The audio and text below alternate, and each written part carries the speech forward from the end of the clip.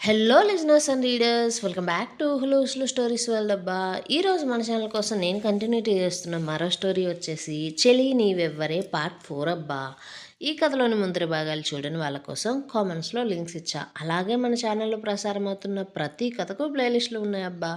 కొంచెం సబ్స్క్రైబ్ చేసుకొని చూస్తూ కథ నచ్చినట్లయితే తప్పకుండా లైక్ చేసి కథ ఎలా ఉందో మర్చిపోకుండా ఒక చిన్న కామెంట్ రాసి వెళ్ళండి అబ్బా.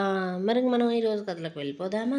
ధరణిని చంద్రిక ఇంటి నుంచి గెంటేసిన తర్వాత అదే అపార్ట్మెంట్లో ఉండే ఒక పెద్దావిడ ధరణిని తన ఫ్లాట్కి తీసుకుపోయి ఆమెకు ధైర్యం చెప్పి చక్రంతో జీవితం ఇక మీదట పంచుకోవద్దు అంటూ అది ఆమె బిడ్డకు అంత మంచిది కాదు అంటూ అర్థమయ్యేలా చెబుతూ ఆ పెద్దావిడ తనకు సంబంధించిన పాత ఇంటి తాళాలను ధరణికి ఇచ్చి ఇక మీదట ధరణిని అక్కడే ఉండమంటూ చెప్పి చంద్రిక ధరణిని క్రితం ముందు కిందకు నెట్టేసినప్పుడు ఆమె నుండి జారిపోయిన ఫోన్ని పెద్దావిడ తీసి ఆ ఫోన్తో పాటు ఇప్పుడు కొంత డబ్బును కూడా ఒక చిన్న బ్యాగ్లో పెట్టి ధరణికి ఇచ్చి ఆ ఇంటి నుంచి పంపేసింది.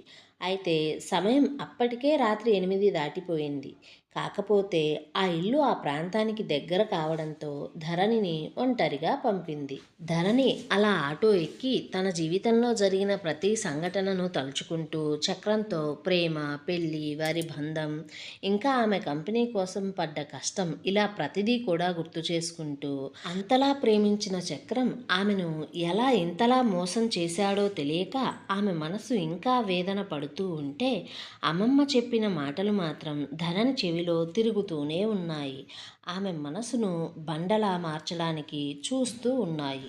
ఒకప్పుడు ధరణి ఆస్తి కోసం ఆమె పెద్దమ్మ పెదనాన్న ఎంతగా ప్రయత్నం చేశారో ధరణి గుర్తు చేసుకుంటూ వారి నుండి తన ఆస్తిని ఎలా కాపాడుకుందో తలుచుకుంటూ వాళ్ళిప్పుడు ఎలా మాయను తన భర్తకు ఇవ్వడానికి ఒప్పుకున్నారో దాని వెనక ఉన్న స్వార్థాన్ని ఊహించుకుంటూ మాయ అంతకుముందు ఆడిన నాటకాన్ని తలుచుకుంటూ ధరణి తనకు ఆ సమయంలో ఆమె ప్రేమ కన్నా చక్రంతో పెళ్ళి అనే బంధం కన్నా బిడ్డ ప్రాణమే ముఖ్యం అనుకుంటూ వారందరి నుంచి తన బిడ్డను కాపాడుకోవాలి అని నిర్ణయించుకొని తన ప్రేమలో నిజాయితీ ఉంటే చక్రమే ఈరోజు కాకపోయినా ఇంకొన్ని రోజులకైనా తన దగ్గరకు వస్తాడు అని నమ్ముతూ కొద్దిసేపు ఆటోలో ప్రయాణం చేసిన తరువాత ఆటోని రోడ్డుకు ఒక పక్కగా ఆపి అతనికి డబ్బులు ఇచ్చి పంపేసి ఆ రోడ్డు పక్కనే ఉన్న చిన్న గుడికి వెళ్ళి దైవ దర్శనం చేసుకొని అక్కడే ఉన్న బెంచ్ మీద కూర్చుంది. అయితే అదే బెంచ్ మీద ఎన్నోసార్లు చక్రంతో కూర్చున్న సంఘటనలు ఒక్కసారిగా ఆమె మనసుకు చుట్టుముట్టడంతో మళ్ళీ ఆమె కళ్ళు కన్నీటి సంద్రాలుగా మారిపోయి ఆగకుండా ధారాళంగా కన్నీరు కారుస్తూనే ఉన్నాయి. అయితే అదే వైపుగా జయకృష్ణ కారులో పోతూ ఆ గుడికి సమీపంలోకి రాగానే రెడ్ లైట్ సిగ్నల్ పడగా కారు ఆగింది. జయకృష్ణ అద్దం నుండి బయట వాతావరణం అంతా చూస్తూ అతని చూపు అనుకోకుండా బాధతో ఏడుస్తున్న ధరణి మీద పడడంతో అతను ఆ క్షణంలో చూసేది నిజమా కాదా అనుకుంటూ అద్దాన్ని కిందికి దించి తలను కొంచెంగా కారు నుండి బయటకు పెట్టి మరీ తీక్షణంగా చూడగా ఆమె ధరణినే. ఆమె అలా బాధగా ఏడుస్తూ ఉంటే అతనికి ఎందుకో అసలు నచ్చడం లేదు. పైగా ఒక మనిషి ఒక రోజులో కొన్ని గంటల వ్యవధిలోనే ఇన్ని భావాలను ఎలా మోయగలుగుతుంది? అసలు ఇది ఎలా సాధ్యం? మధ్యాహ్నం ఆమె ముఖంలో విజయం, సంతోషం, ఇంకా గెలిచాను అనే దర్పం కనిపించింది. సాయంత్రం ఆ ముఖంలో చెప్పలేనంత ఆనందం, ఆనందానికి సాక్ష్యాలుగా సంతోషంతో నిండిన కన్నీటి బాష్పాలు, ఏదో ఉన్నత స్థితిని చేరాను అనే తృప్తి కనిపించింది. రాత్రికి వచ్చేసరికే కన్నీరు, జీవం లేని కళ్ళు, సమస్తం చేజారిపోయింది అనే నిస్సహాయత. అసలు ఏంటి ఈ లేడీ అని మనసులోనే అనుకుంటూ పక్కనే ఉన్న పిఏని చూస్తూ, పిఏ, ఈరోజు టెండర్ సంపాదించిన లేడీ గురించి ఆ కంపెనీ గురించి తెలుసుకోమన్నాను కదా, ఎంతవరకు వచ్చింది అంటూనే ఉన్న జయకృష్ణ మాత్రం అతని చూపును ధరణి నుంచి పక్కకు మరల్చలేకపోతున్నాడు. పిఏ మాత్రం అతనికి తెలిసిన వారి ద్వారా, అంటే ఆ మీటింగ్కి వచ్చిన కొందరి ద్వారా విన్నది చెబుతూ, సార్, ఆ లేడీ పేరు ధరణి. ఆమె విక్రమ్ కంపెనీలో 4 సంవత్సరాల పైనుండే చేస్తుందట. అంటే ఇంచుమించి కంపెనీ పెట్టినప్పటి నుంచి ఆమెకు పెళ్ళి పిల్లలు అనేది అయితే ఇంకా తెలియదు సార్.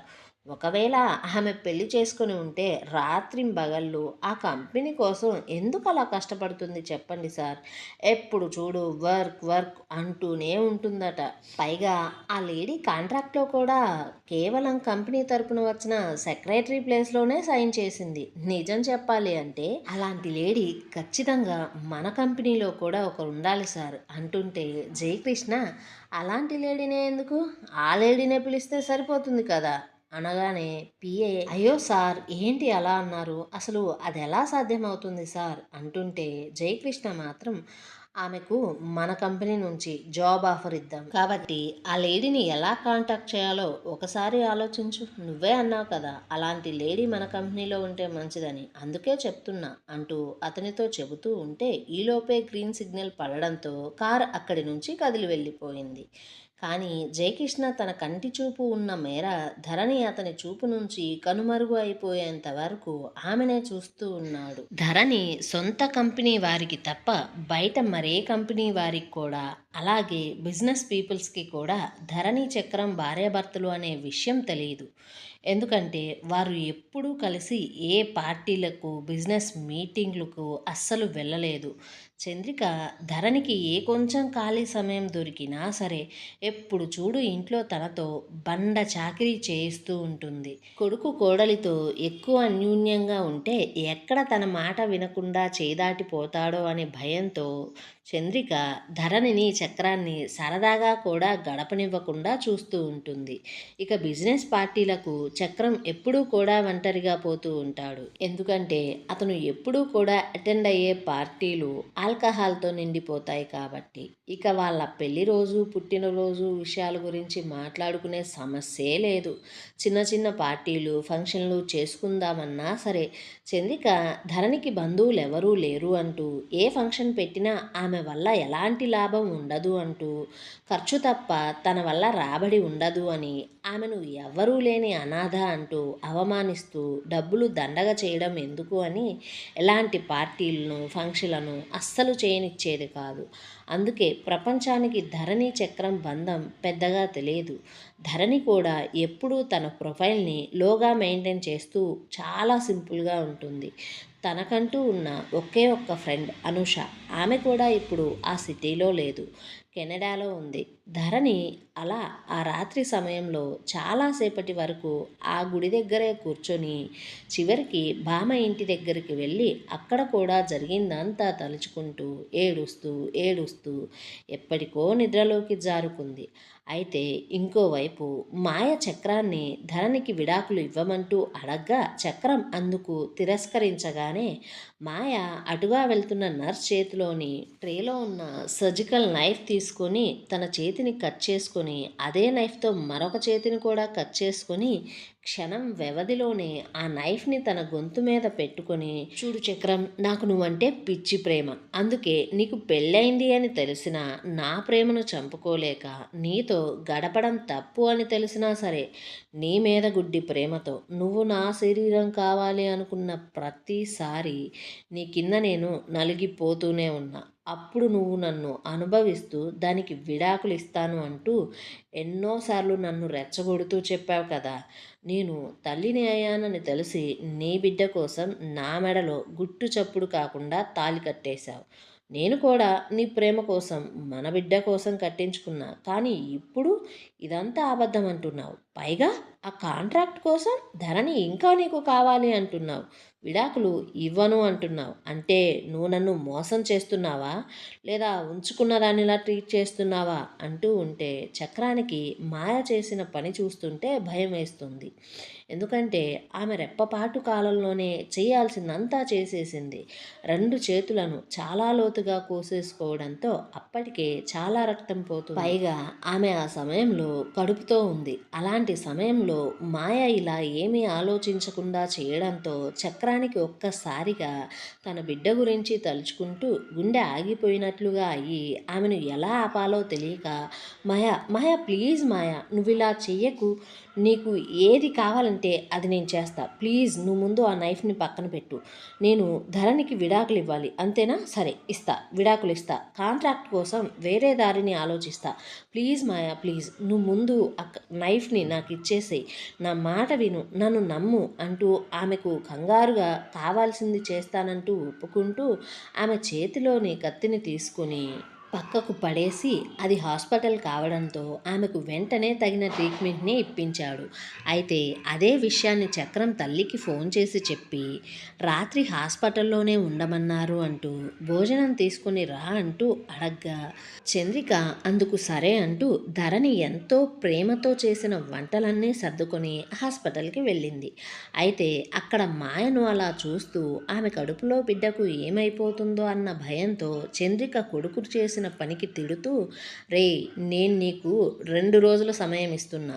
ఈ 2 రోజుల్లో నువ్వు ఆ ధరణికి విడాకులు ఇచ్చి దాన్ని నీ నుంచి వదిలించుకోలేకపోతే నేను అసలు ఊరుకునేదే లేదు అనడంతో చక్రం అమ్మా నువ్వు కూడా ఏంటమ్మా అసలు అది ఎలా సాధ్యమవుతుందమ్మా అంటూ ఉంటే మాయ చంద్రిక ఒకరినొకరు చూసుకుంటూ చిన్నగా నవ్వుకున్నారు. వారు ముందుగానే అందుకు ఒక ప్లాన్ని సిద్ధం చేసుకున్నారు. ఇప్పుడు చక్రంతో అది చెబుతూ చూడు ధరణి పెళ్లి జరిగిన మొదట్లో పీసీఓడి ప్రాబ్లంతో వెళ్ళిన డాక్టర్స్ దగ్గర అప్పటి సర్టిఫికెట్స్ని సంపాదించా. వాటి ఆధారంగా ఆమెకు పిల్లలు కారు అని ఇప్పటికీ కూడా వారికి పెళ్లి జరిగి 4 ఏళ్ళు అవుతున్నా ఈ 4 ఏళ్లుగా ఆమె మందులు వాడుతున్నా సరే ఆమె ఆరోగ్యంలో ఎలాంటి మార్పు కనిపించలేదని అందుకే ఇద్దరూ ఇష్టపూర్తిగా విడాకులు తీసుకుంటున్నట్లు డాక్యుమెంట్స్ని రెడీ చేపించాం అంటూ మాయ అతనితో చెబుతూ ఆ డాక్యుమెంట్స్ తాలూకు మెయిల్ని చక్రానికి సెండ్ చేసి చూడు చక్రం నేను హాస్పిటల్ నుంచి రేపు రాత్రికి డిశ్చార్జ్ అవుతా. ఈలోపు నువ్వు ఈ డాక్యుమెంట్స్ని ప్రిపేర్ చేయించి వీటి మీద దానితో సంతకం చేయించు. ఆ సంతకాల కోసం నువ్వు ఏం చేస్తావో నాకు తెలియదు. ఒకవేళ నువ్వు ధరణితో సంతకం చేయించలేకపోతే నేను నీతో కలిసి ఉండను. నేను నా పుట్టింటికి వెళ్ళిపోతా. నువ్వు నన్ను నా బిడ్డను ఇక మర్చిపో అన్నానులే అని చెప్పేసి ఊరుకుంటాననుకుంటున్నావా? నువ్వు దానితో సంతకం చేయించకపోతే నేను ఎలాంటి నిర్ణయం తీసుకుంటానో నీ ఊహకు కూడా అందదు అనడంతో చక్రం ఆలోచనలో పడితే అది చూసిన చంద్రిక ఆమె హాస్పిటల్కి బయలుదేరి వచ్చేటప్పుడు ఫ్లాట్లో వారు కింద పిల్లల్ని ఆడిస్తూ కొందరు పిల్లలకి తినిపిస్తూ ముచ్చట్లు పెట్టుకొని మాట్లాడుకునే మాటల్లో ఆమె చెవిన కొన్ని పడ్డాయి. ఆ మాటల్లో ధరణి ఆ పెద్దావిడకు సంబంధించిన పాత ఇంటికి వెళ్ళింది అని తెలిసింది. ఇప్పుడు అదే విషయాన్ని చంద్రిక చక్రంతో చెప్పి అతనికి ఆ ఇంటి అడ్రస్ని ఇచ్చి అంత రాత్రి సమయంలో హాస్పిటల్ నుంచి ధరణి దగ్గరకు చక్రాన్ని పంపింది. ఏమండోయ్ మరిప్పుడు చక్రం ధరణితో ఆ పేపర్స్ మీద ఎలా సంతకాలు పెట్టించబోతున్నాడు?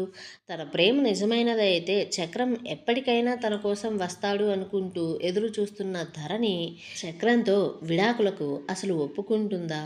ఇప్పుడు ఎవరూ లేకుండా ఒంటరిదైపోయిన ధరణి జీవితం ఎలాంటి మలుపులు తిరగబోతుంది?